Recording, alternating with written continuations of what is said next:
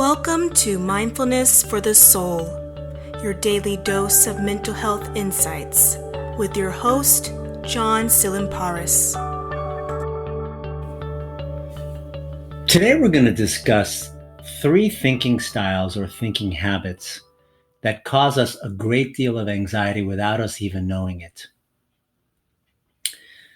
If you can identify these seductive thinking patterns on a daily basis, I promise you your anxiety will decrease immensely. This is after doing research with my own patients for the last 26 years and also from personal experience. So, here are a few things to think about. Remember, identifying what you're specifically thinking when you are feeling anxious or distressed is a very important part of cognitive behavioral therapy. Then, by naming these thoughts as cognitive distortions, you begin to process and externalize them as something outside of you, not necessarily an inherent part of you. It's very important to remember. In other words, you are literally relabeling fearful thoughts and worried thoughts and even sad thoughts as cognitive distortions instead of believing them to be true and allowing them to adversely influence your state of reality. That's a big difference. So the mantra, don't believe everything you think, or thoughts are not facts, or even things are not always what they seem, is important to keep in mind here. Just because you have a distressing thought does not mean it's real or true. And if it's a futuristic worry, it doesn't necessarily mean that the bad thing is going to happen. Don't take thoughts at face value. Remember, by changing how we perceive negative thoughts, we are reducing their power over us. They lessen in strength because we see them for what they really are, simply uncomfortable thoughts that sometimes have no value whatsoever, but they appear to look like facts. Spiritual teacher Wayne Dyer said, when you start to change the way you look at things, the things you are looking at start to change. That's very important. I'm going to repeat that again. When you start to change the way you look at things, the things you are looking at start to change. This is also true of negative thoughts and of the 3 thinking habits we're about to do.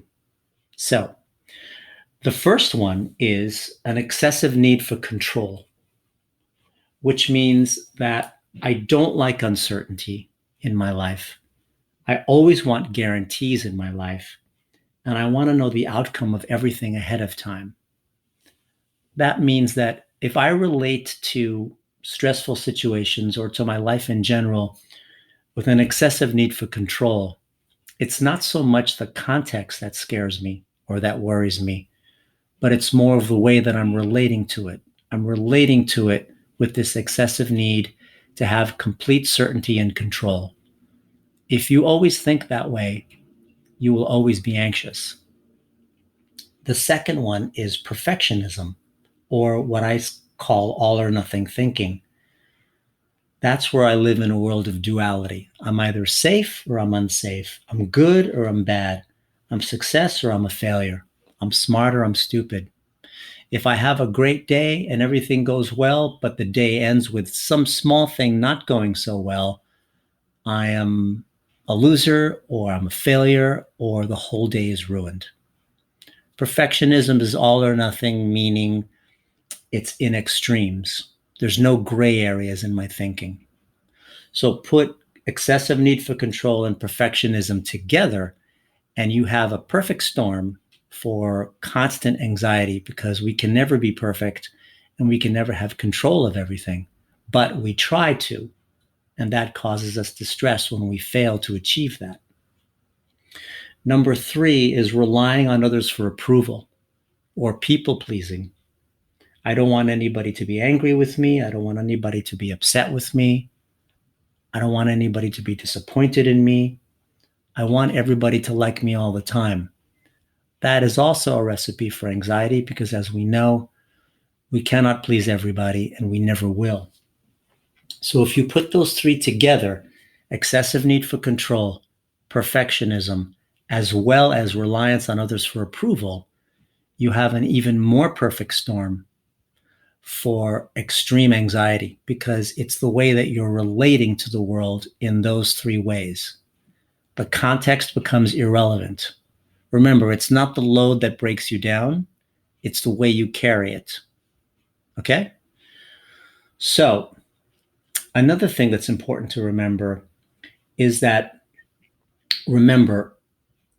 excessive need for control, perfectionism, as well as reliance on others for approval or people pleasing has probably brought you good results in the past.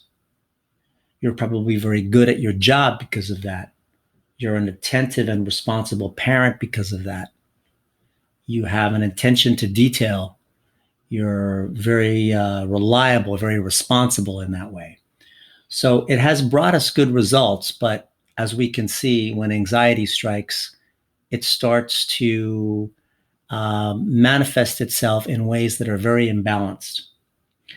So whenever you have these behavior patterns, we're not saying that we want you to let them go, but instead be mindful of them, notice them, observe them, even acknowledge them. Accept that perfectionism, control, and reliance on others for approval is a way that you have been relating into the world. That's the way that you have adapted to dealing with stressful situations. There's nothing wrong with that. So after you acknowledge it, observe, and notice, pull back a little bit and try to balance those thoughts with patience.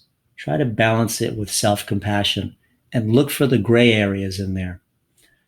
I also say this, why don't you take the Mindfulness for the Soul challenge, which means the next time you feel anxious about anything, whether you forgot your house keys at home, or you are late for an appointment, or you're worried about a loved one, or you're fretting about an upcoming event, anything, ask yourself, is this my excessive need for control? Is this my perfectionism? Is this my people pleasing? Am I relying on others for approval? Nothing wrong if you are, but just notice it. And I guarantee you that when you ask that question, while you are anxious, it will always be one of those three. I promise you. I know it's not a good thing to use absolutes because there are no absolutes in the world except maybe for death. But in this case, I have noticed over the years that whenever you are anxious, pull back and ask yourself if it's one of those three, and I bet you it will be. For example, the next time you're driving on the freeway and you're in traffic and you're really upset about it, what's going on right there? What you're doing is you're trying to control the flow of traffic, literally. And we know that that's impossible to do. You could text the person who you're going to see or text the people at the appointment you're going to do, and you could tell them, you're going to be late, or you could try a different exit, or keep changing lanes and keep flipping people the bird. In the end, you may get there 5 minutes or 10 minutes earlier, but in the end, you are literally trying to control the flow of traffic. So keep these three in mind. I promise you they will change your life. This week, be an observer. Just notice them. Notice when they pop up and just say, there goes John. I just had another perfectionistic thought. Or there goes John. I just noticed myself saying yes to somebody when I really meant no, and I'm people pleasing. Or there goes John. I'm being vulnerable to the idea of uncertainty about a particular thing, and I'm trying to exercise too much control. So again, excessive need for control, perfectionism, and reliance on others for approval. If you can decrease these, I promise you, your anxiety will come down immensely. Thanks for listening to another episode of Mindfulness for the Soul. Good luck with your day, and remember, always be kind to yourself. I'm John Silimparis, MFT.